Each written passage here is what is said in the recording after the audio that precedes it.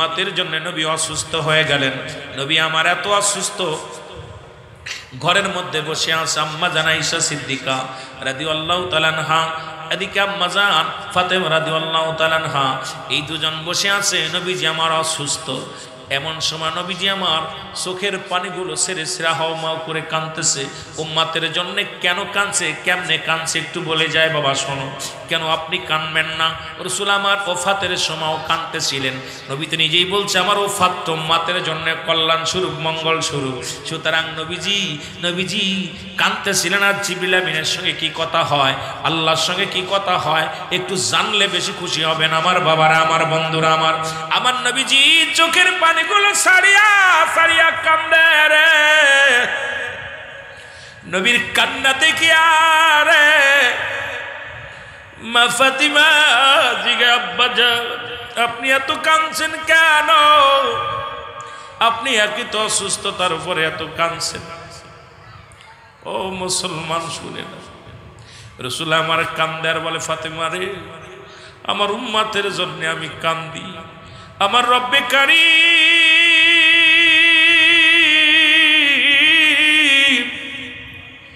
আমার উম্মতের জন্য নাজাত দেয়, এই কারণে আমি কান্দি। আমি নবী আমার বিদায়ের পরে আমার উম্মতের কি হবে? আমি নবী ইন্তেকালের পরে আমার উম্মতের কি হবে? এমন সময় মুসলমান একজন সুন্দর পুরুষ চেহারাওয়ালা দরজায় সালাম বিনিময় করেন, আসসালামু আলাইকুম ইয়া আহলাল বাইত। আওয়াজটা ভিতরে আসলেন। আমার নবী বলে ফাতেমা রে কে আজ সালাম দিল কে? বলে আব্বা জান আপনার দরজায় একজন অপরিচিত একজন মানুষ আসছে, সুন্দর চেহারা, অনেক সুন্দর চেহারা তার। ইয়া রাসূলুল্লাহ ইয়া হাবিবাল্লাহ, ইতিপূর্বে আমরা কখনো তারে দেখি নাই, এত সুন্দর পুরুষ, এত সুন্দর সালাম। আমার নবী বলে ফাতিমা রে উনি আর কেউ নয়, উনি এমন একজন মেহমান আসছেন যিনি খালি হাতে ফিরে যায় না। উনি আসলে কিছু নিয়ে যায়, নেওয়ার জন্য এসেছে, তাড়াতাড়ি আসতে দাও। ফাতেমা রাদিয়াল্লাহু তাআলা আনহা বলে আব্বা জান কে? উনি বলে মা রে উনি আর কেউ নয়, উনি মালাকুল মউত আজরাইল। জোরে জোরে চিল্লায় বলা যাবেন আল্লাহু আকবার। ও যুবক, ফাতিমার চোখে পানি। মা ফাতিমা চোখের পানিগুলো ছেড়ে ছেড়ে কাঁদতে লাগলেন। আব্বা জান কি শুনাইলেন? নাকি আপনি অসুস্থের পরে আজরাইল? বলে মা রে দরজা খুলে দাও, আসতে দাও। দরজা খুলে দিলেন, আসলেন। আজরাইল আসার পরে নবীজি আও করে কান্দে। নবীজি বলে আজরাইল বলে ইয়া রাসূলুল্লাহ ইয়া হাবিবাল্লাহ আপনি কাঁদছেন কেন? বলে আজরাইল রে তুমি আসছো আমার নেওয়ার জন্যে। বলে ইয়া রাসূলুল্লাহ ইয়া হাবিবাল্লাহ আপনি যদি চান সারা জীবন আপনি দুনিয়ার মধ্যে থাকতে পারেন, আপনি হুকুম দিবেন। রব্বে কারীম বলছে আমার দোস্ত যদি আসতে চায় তাহলে তাকে নিয়ে আসবা, যদি না আসতে চায় যতদিন দুদিন থাকতে চায় থাকবে, 1 মাস থাকতে চায় থাকবে, 1000 বছর থাকতে চাইলে থাকবে। যদি আমার দোস্ত যদি দুনিয়ার মধ্যে জিন্দেগি থাকতে চায় থাকবে। ওই যে বললাম ফাতে খায়রুন লাকুম। আরে উম্মতিরা শোনো, নবী কি ধন চিনার দরকার রে। নবী কি ধন না চিনিয়া ঈমান আর আমল যদি না চেনো এই জিন্দেগিটা তোমার বরবাদ হয়ে যাবে। এই জন্য আমি মাঝে মাঝে ওয়াজের মধ্যে বলি মুসলমান ব্যক্তির জীবনের অমূল্য সম্পদের নাম হলো ইমাম। ব্যক্তির জীবনের অমূল্য সম্পদের নাম হলো রূহ। মানব জীবনের অমূল্য সম্পদের নাম হলো ঈমান। রূহবিহীন যেমন বডির কোনো মূল্য নাই, ঈমানবিহীন কোনো আমলের মূল্য নাই। এর ঈমান যদি না থাকে কিসের নামাজ, কিসের হজ, কিসের যাকাত, সব কিছু বরবাদ হয়ে যাবে। এই জন্য ঈমান নামের বস্তুটা যদি তোমার ভিতরে না থাকে গো, তোমার সব কিছু বরবাদ হয়ে যাবে। এখন ঈমান আর আমল দুইটা কিন্তু আমাদের বুঝতে হবে। একটা হলো আমল, একটা হলো ঈমান। ঈমান হলো মুসলমান, নামাজ রোজা হজ যাকাত, এটার নাম হলো আমল। পৃথিবীর মধ্যে দান করেছেন, এটার নাম আমল। যাকাত দিয়েছেন, এটার নাম আমল। কুরবানি করছেন, এটার নাম আমল। মাহফিল শুনতেছেন, এটার নাম আমল। আর ঈমানের নাম হলো নবী মুহাম্মদুর রাসূলুল্লাহ সাল্লাল্লাহু আলাইহি ওয়াসাল্লাম। জোরে জোরে চিল্লায় বলা যাবে না মারহাবা। এরে আমরা গুনাহগার গো নবী, আমরা গুনাহগার বলো, আমরা গুনাহগার গো নবী, ও নবী গো আমরা। আরো জোরে বলেন সালাত সালাম জানাই, সালাত সালাম ও নবী গো আমরা। একটু জোরে জোরে বলা যাবে না? আমরা গুনাহগার গো নবী, আমরা গুনাহগারে বলো, আমরা। সেরা দিবনি? কষ্ট হচ্ছে?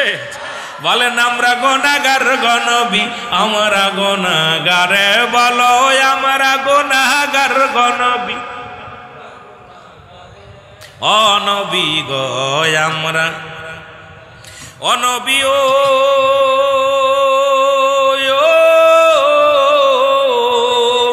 ওরে আপনি তো আল্লাহর প্রিয়, এই জগতের পরে সৃষ্টি কুলের শ্রেষ্ঠ তুমি, শ্রেষ্ঠ কুলের সৃষ্টি কুলের শ্রেষ্ঠ তুমি, তামাম জাহানের পরে ও নবী গো। আরো জোরে বলেন আমরা গুনাহগার গো নবী, আমরা গুনাহগারে বলো, আমরা গুনাহগার গো নবী, ও নবী গো। সালাত সালাম জানাই, সালাত সালাম জানাই আপনার পরে ও নবী গো। এ দুনিয়ার মুসলমান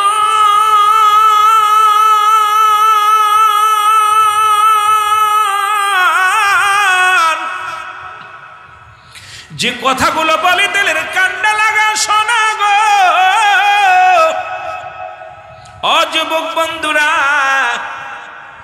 আজরাইল বলে ইয়া রাসূলুল্লাহ, ইয়া হাবিবাল্লাহ নবী গো, আমি আপনার সালাম বিনিময় করলাম, যতদিন মন চায় আপনি যে থাকতে পারেন, যেতে পারেন নবী গো।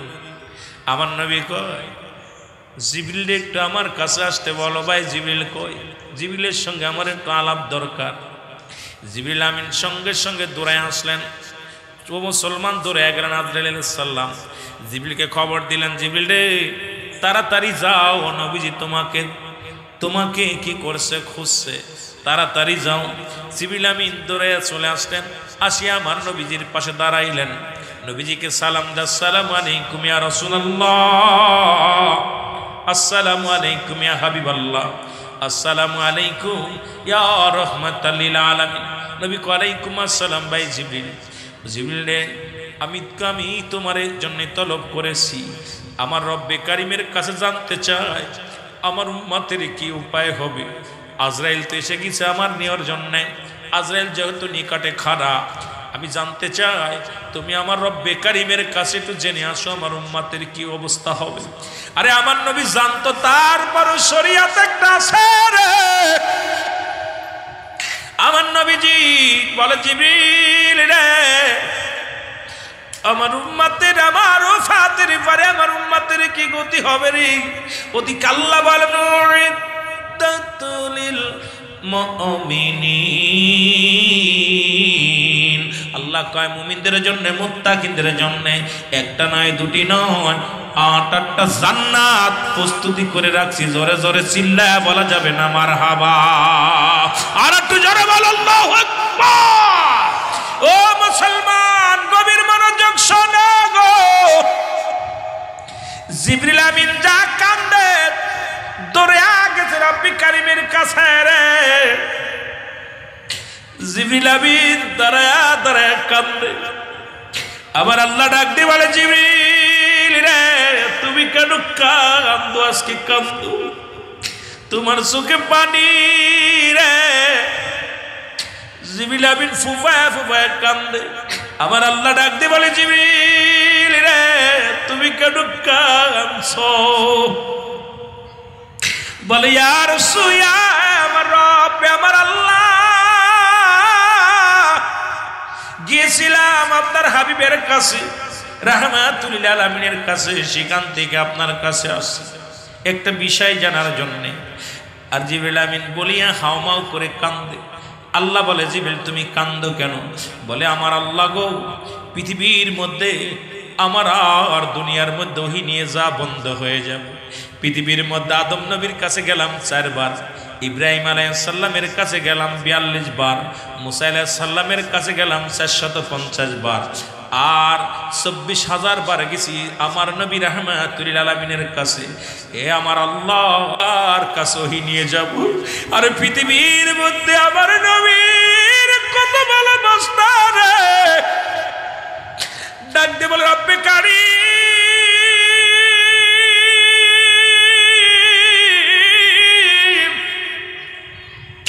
সমস্ত নবীদের কাছে গেছি, কিন্তু এত ভালোবাসা আমার হয় নাই। আদমের কাছে 4 বার গিয়েছিলাম রে, ইব্রাহিমের কাছে 42 বার, মুসা নবীর কাছে 450 বার।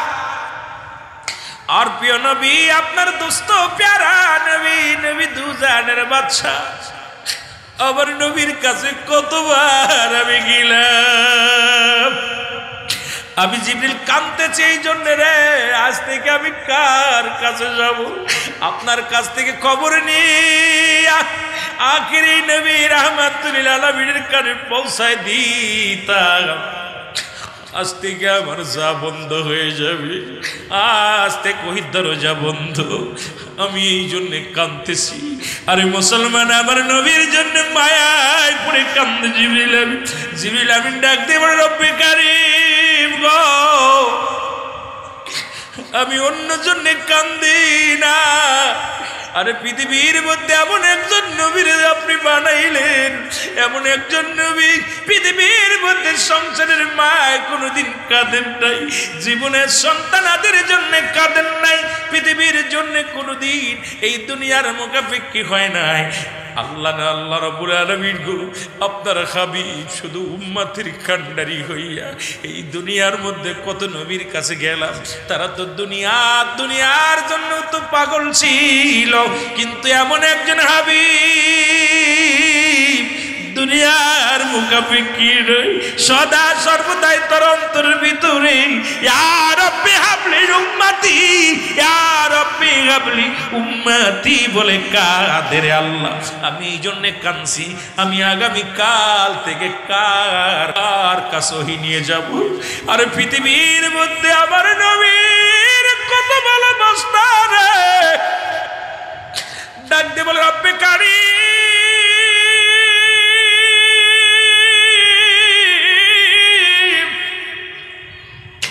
সমস্ত নবীদের কাছে গেছি, কিন্তু এত ভালোবাসা আমার হয় নাই। আদমের কাছে 4 বার গিয়েছিলাম রে, ইব্রাহিমের কাছে 42 বার, মুসা নবীর কাছে 450 বার। আর প্রিয় নবী আপনার দোস্ত প্যারা নবী, নবী দুজানের বাদশা, আমার নবীর কাছে কতবার আমি গেলাম। আমি জিবরিল কাঁদতেছি এই জন্য রে, আজ থেকে আমি কার কাছে যাব? আপনার কাছ থেকে খবর নিয়ে আখিরি নবী রাহমাতুল লিল আলামিনের কাছে পৌঁছায় দিতাম। আজ থেকে আমার যা বন্ধ হয়ে যাবে, আজ থেকে ওই দরজা বন্ধ। আমি এই জন্যে কাঁদতেছি। আরে মুসলমান, আমার নবীর জন্য মায়ায় পড়ে কান্দে জিবরিল আমিন। জিবরিল আমিন ডাক দিয়ে বলে, রব্বে কারীম গো, আমি অন্য জন্য কান্দি না। আরে পৃথিবীর মধ্যে এমন একজন নবীর আপনি বানাইলেন, এমন একজন নবী পৃথিবীর মধ্যে সংসারের মায় কোনোদিন কাঁদেন নাই, জীবনের সন্তানাদের জন্য কাঁদেন নাই, পৃথিবীর জন্য কোনোদিন এই দুনিয়ার মুখাপেক্ষী হয় নাই। আল্লাহ না আল্লাহ রাব্বুল আলামিন গো, আপনার হাবিব শুধু উম্মতের কান্ডারি হইয়া এই দুনিয়ার মধ্যে কত নবীর কাছে গেলাম, তারা তো দুনিয়ার জন্য তো পাগল ছিল, কিন্তু এমন একজন হাবিব দুনিয়ার মুখাপেক্ষী নয়, সদা সর্বদাই তোর অন্তরের ভিতরে ইয়া রাব্বি হাবলি উম্মতি, ইয়া রাব্বি হাবলি উম্মতি বলে কাদের আল্লাহ। আমি এই জন্য কাঁদছি, আমি আগামী কাল থেকে জান্নাতে যাবে 18 বছরের যুবক, আর তোর তো যুবক বানা সুন্দর চেহারা দিয়ে দিবে, কালাগুলো সব জাহান্নামে যাবে। ওই দিন কালাটা আমল করার কারণে ওটা সুন্দর হয়ে যাবে। জোরে বলেন সুবহানাল্লাহ। কথা বুঝছেননি? আমরা তো আসওয়াত মার্কা মানুষ, কি কোন দাদা? কষ্ট পাচ্ছেন না আপনারা? কষ্ট পাচ্ছেন? হযরত আলী রাদিয়াল্লাহু তাআলা রাসূলের কদমে আসছে, নবীজি বলতেছে আলী, দুই ভাবে দোয়া করতেন। এইভাবে নবীজি উল্টা দোয়া করতেন, যেটা এটা অতি ফাঁস করে কবুল হতেন, আর নবীজি এইভাবে দোয়া করতেন, দুইভাবে দোয়া করতেন, এটাও কবুল হতেন, কিন্তু একটু সময় লাগতো। আর ইমার্জেন্সি রাসূলুল্লাহ যখন ইমার্জেন্সি দরকার, তাড়াতাড়ি দরকার, দোয়াটা তাড়াতাড়ি আল্লাহর সঙ্গে সরাসরি মানে কবুল হওয়ার দরকার, রাসূলুল্লাহ এইভাবে উঠাইতেন, হাত উঠাইতেন। সুবহানাল্লাহ বলেন না? দুইভাবে হাত উঠাইতেন, এইভাবে এবং এইভাবে হাত উঠাইতেন। আমার বাবারা আমার, গভীর মনোযোগ। রাসূলুল্লাহ বলতেছে আলী, আল্লাহ তুমি আমার আলীরে বুকে ফিরাই দাও। আলী রাদিয়াল্লাহু তাআলা সামনে, ইয়া রাসূলুল্লাহ আমি আপনার আলী হাজির সামনে। নবীজি একটা মিসকি হাসি দিয়ে বলে, ইয়া রাসূলুল্লাহ, ইয়া হাবিবাল্লাহ, আপনাকে যে জিব্বা দিয়ে আলী গালি দিছিল, সেই জিব্বাটা আমি ছিঁড়ে আপনার কদমের মধ্যে আনছি। আলী রাদিয়াল্লাহু তাআলা, ইয়া রাসূলুল্লাহ আমি জীবিত থাকতে আমার রাসূলকে গালি দিবে, আমি আলী মেনে নিব, আমার রাসূলকে নিয়ে কটূক্তি করবে। আমি সুন্নিদেরকে বলতে চাই, আরে আমরা বেঁচে থাকতে সুন্নিরা আমার রাসূলকে আমাদের যা বলবা বলো, আমাদেরকে গালি দাও দুঃখ নাই, আমাদেরকে হত্যা করো দুঃখ নাই, আমাদেরকে মেরে ফেলো কষ্ট নাই, কিন্তু আমার রাসূলকে নিয়ে কটূক্তি করলে আমরা জীবনকে বাজি রেখে তোমাদের পরে ঝাঁপিয়ে পারবো, আমরা এক চুল পরিমাণ ছাড় দিব না। আমরা রাসূলকে ভালোবাসি, জোরে বলেন ঠিক কিনা? আরো জোরে বলেন ঠিক কিনা? আমরা আমার নবীকে জানের চাইতে বেশি ভালোবাসি। আমার নবীকে নিয়ে, আমার নবী রাহমাতাল লিল আলামিনকে নিয়ে কটূক্তি করলে আমরা বুক পেতে দিব, কিন্তু আমার রাসূলের বেইজ্জতি মেনে নিব না। আমার রাসূলের চাদর, ইজ্জতের চাদর নিয়ে টানাটানি করলে আমরা যদি বসে থাকি, আমরা আমার রাসূলের শাফায়াত পাবো না। এই জন্য আমার রাসূলকে নিয়ে কটূক্তি করলে আমরা যে যেখানে থাকবো সেখান থেকে প্রতিহাত করব, সেখান থেকে প্রতিবাদ জানাবো। জোরে বলেন ঠিক কিনা? রাজি আছেন? আরো জোরে বলেন রাজি আছেন? আল্লাহ যার সঙ্গে যার শানে নাই রাসূলের প্রেম, তার লগে ভাব কইরো না, সুতরাং তাদের সাথে আমাদের সম্পর্ক নাই। জোরে বলেন ঠিক কিনা? মুহাব্বতের সঙ্গে দুরূদ শরীফ পড়ুন। আল্লাহুম্মা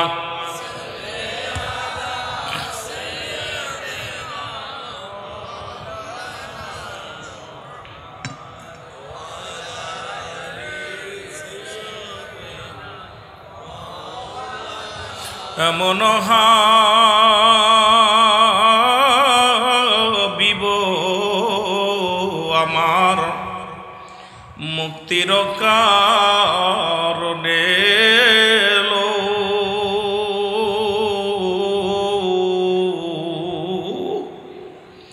ওফাতের পরেও নবীজি পাপী উম্মতিরে না ভুলিল, এমন হাবিব আমার।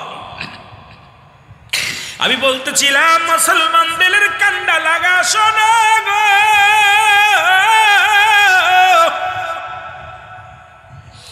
ও মুসলমান শোনো, গভীর মনোযোগ শোনো। এ আমার ভাইরা, বন্ধুরা আমার, রাসূলের সাহাবী মুসলমান রাসূলুল্লাহ দোয়া করলেন। দোয়া করার পর, ও আমার ভাইরা আমার, বন্ধুরা আমার, রাসূল দোয়া করলেন। দোয়া করার পর এরপরে নবীজিকে জিবরিল আমিন বলে, ইয়া রাসূলুল্লাহ, ইয়া হাবিবাল্লাহ, আপনার সাহাবী জান্নাতের মধ্যে ঘোরাঘুরি করে। রাসূল, অমুক মেয়েটার কারণে আপনার সাহাবী দুনিয়া থেকে বিদায় হয়ে গেছে, আপনার যুবক সাহাবী বিদায় হয়ে গেছে। রাসূলুল্লাহ চলে গেলেন সেই মেয়ের বাড়িতে, যা বললেন, মেয়েটার দরজায় দাঁড়ায় নবী দাঁড়াইলেন। মেয়েটা বলে, ইয়া রাসূলুল্লাহ, ইয়া হাবিবাল্লাহ, নবী গো, ইসলাম যত সুন্দর, ইসলাম যত প্রিয়, ইসলাম যে এত সুন্দর নবী গো আমি জানি না। ইয়া রাসূলুল্লাহ, ইয়া হাবিবাল্লাহ, আমার একটা মিনিটও মুসলিম থাকতে চাই না। কারণ মুসলমান যে নারী সতীত্ব পাহারা দেয়, মুসলমান যে নারী সতীত্ব নষ্ট করে না, রসুল গো আপনার সাহাবীরা যে নারী সতীত্ব নষ্ট করে না, এটা আমি ভুক্তভোগী নারী। আমি আপনার সাহাবীকে অনেক ফেলে চেষ্টা করলাম, খোদাকে কসম করে বলি একবার আমার মুখের দিকে তাকায় নাই, একবার আমার দিকে তাকায় নাই। এত সুন্দর রূপ জৈবন দেখায়া তার একবারও আমার দিকে আকৃষ্ট করতে পারি নাই। ইয়া রাসূলুল্লাহ, ইয়া হাবিবাল্লাহ, আমি আর একটা মিনিটও মুসলিম থাকতে চাই না। আপনি আমারে কালেমা পড়ায়া দেন, আমি কালেমা পড়ে মুসলমান হয়ে যাব। রাসূলুল্লাহ বললেন, তুমি তাড়াতাড়ি ওযু করো, গোসল করো, ওযু করো। গোসল করলেন, ওযু করলেন, রাসূলুল্লাহর সঙ্গে সঙ্গে কালেমা পড়ায়া দিলেন, লা ইলাহা ইল্লাল্লাহু মুহাম্মাদুর রাসূলুল্লাহ। জোরে জোরে চিল্লায়া বলা যাবে না মারহাবা। এ মুসলমান গভীর মনোযোগ,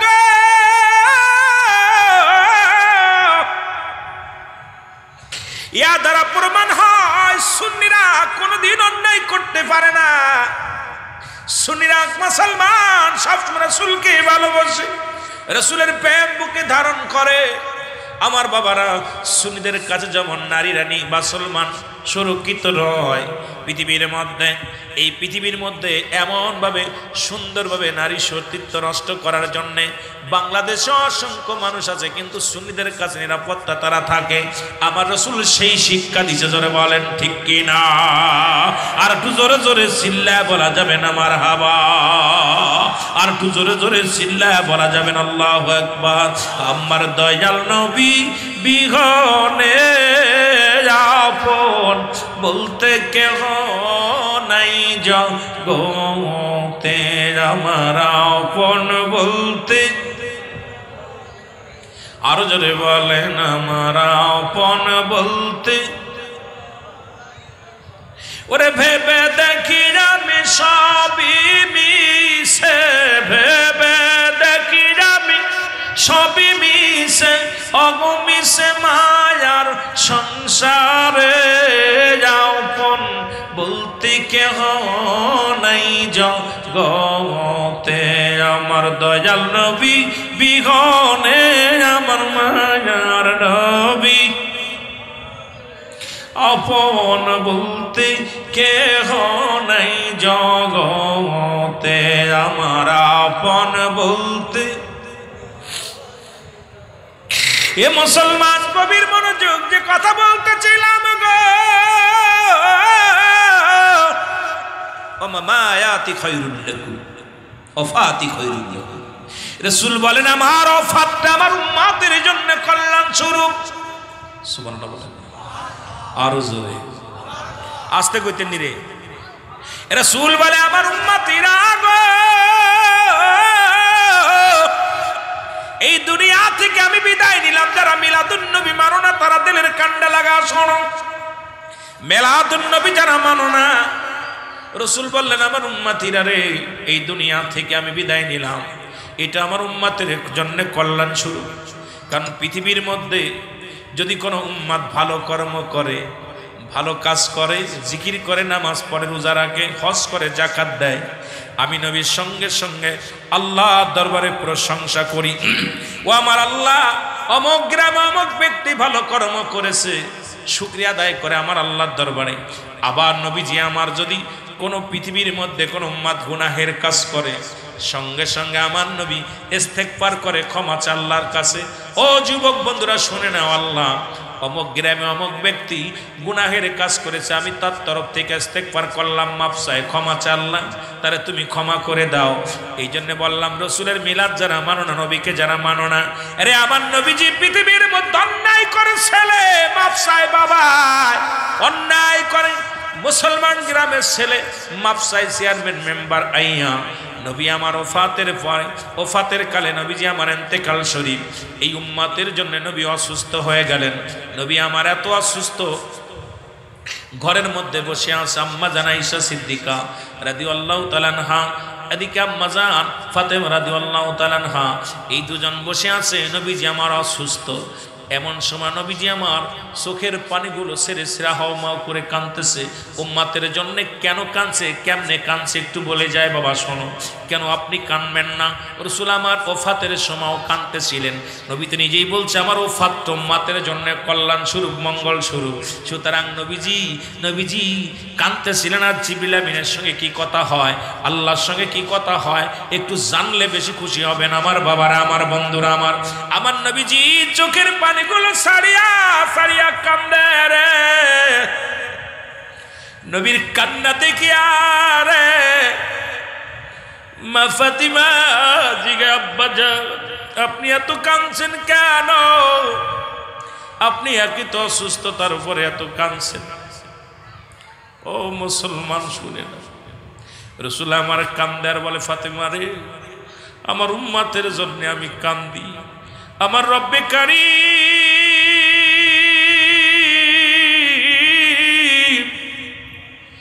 আমার উম্মতের জন্য নাজাত দেয়, এই কারণে আমি কান্দি। আমি নবী আমার বিদায়ের পরে আমার উম্মতের কি হবে? আমি নবী ইন্তেকালের পরে আমার উম্মতের কি হবে? এমন সময় মুসলমান একজন সুন্দর পুরুষ চেহারাওয়ালা দরজায় সালাম বিনিময় করেন, আসসালামু আলাইকুম ইয়া আহলাল বাইত। আওয়াজটা ভিতরে আসলেন। আমার নবী বলে ফাতেমা রে কে আজ সালাম দিল কে?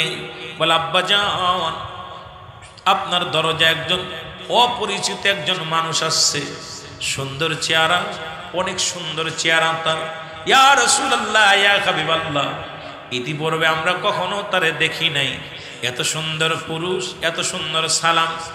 আমার নবী বলে ফাতিমা রে উনি আর কেউ নয়, উনি এমন একজন মেহমান আসছেন যিনি খালি হাতে ফিরে যায় না। উনি আসলে কিছু নিয়ে যায়, নেওয়ার জন্য এসেছে, তাড়াতাড়ি আসতে দাও। ফাতেমা রাদিয়াল্লাহু তাআলা আনহা বলে আব্বা জান কে? উনি বলে মা গে উনি আর কেউ নয়, উনি মালাকুল মউত আজরাইল। জোরে জোরে চিল্লায় বলা যাবেন আল্লাহু আকবার। ও যুবক, ফাতিমার চোখে পানি। মা ফাতিমা চোখের পানিগুলো ছেড়ে ছেড়ে কাঁদতে লাগলেন। আব্বা জান কি শুনাইলেন? নাকি আপনি অসুস্থের পরে আজরাইল? বলে মা রে দরজা খুলে দাও, আসতে দাও। দরজা খুলে দিলেন, আসলেন।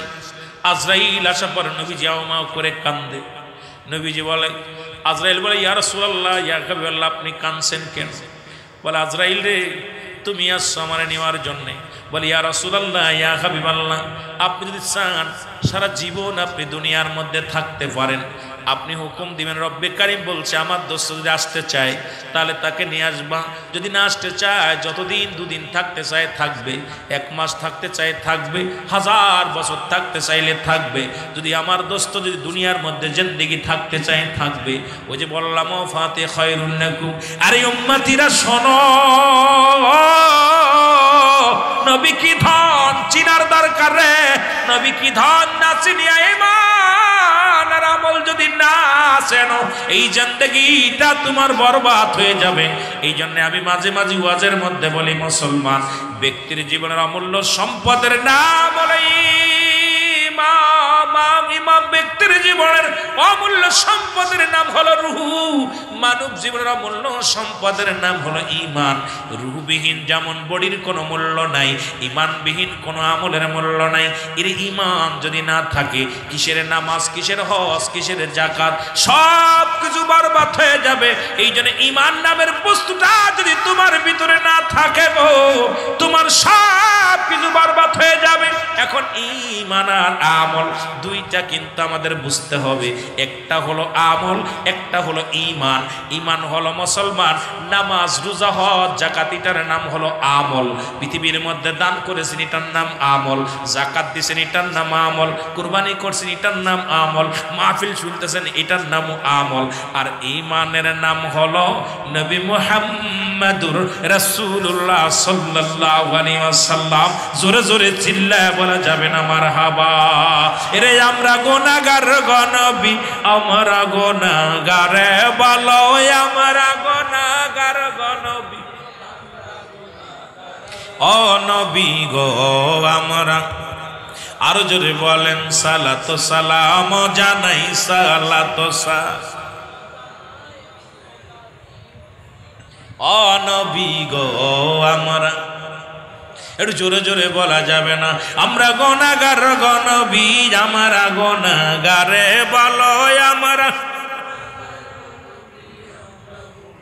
সেরা দিবনি, কষ্ট হচ্ছে?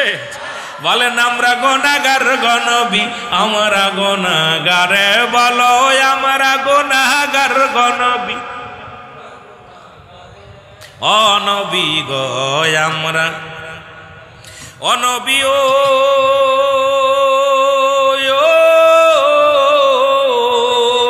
ওরে আপনি তো আল্লাহর প্রিয়, এই জগতের পরে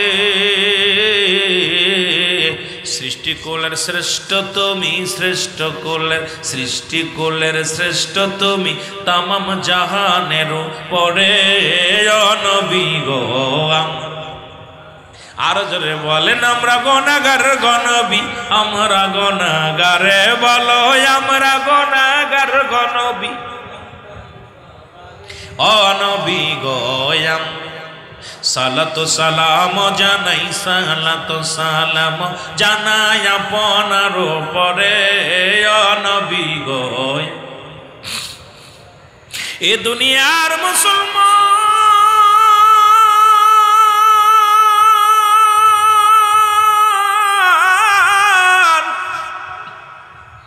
যে কথাগুলো বলে দিলের কান্ডা লাগা শোনা গো। ও যুবক বন্ধুরা, আজরাইল বলে ইয়া রাসূলুল্লাহ, ইয়া হাবিবাল্লাহ নবী গো, আমি আপনার সালাম বিনিময় করলাম, যতদিন মন চায় আপনি যে থাকতে পারেন, যেতে পারেন নবী গো। আমার নবী কয় জিবরিল একটু আমার কাছে আসতে বলো। ভাই জিবরিল কই? জিবরিলের সঙ্গে আমার একটু আলাপ দরকার।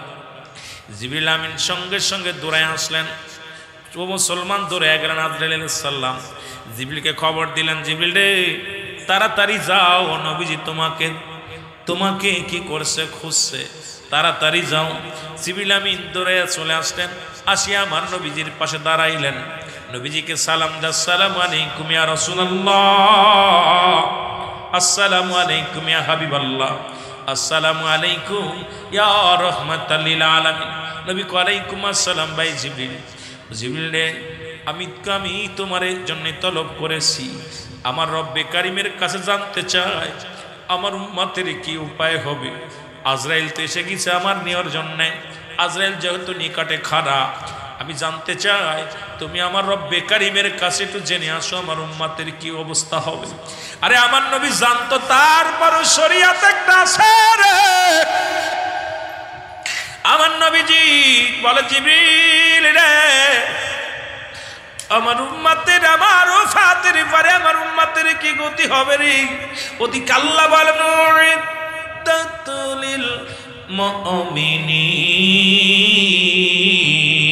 আল্লাহ কয় মুমিনদের জন্য, মুত্তাকিনদের জন্য একটা নয়, দুটি নয়, 8-8টা জান্নাত প্রস্তুতি করে রাখছি। জোরে জোরে চিল্লায় বলা যাবে না মারহাবা। আর একটু জোরে বল আল্লাহু আকবার। ও মুসলমান গভীর মনোযোগ শোনো গো।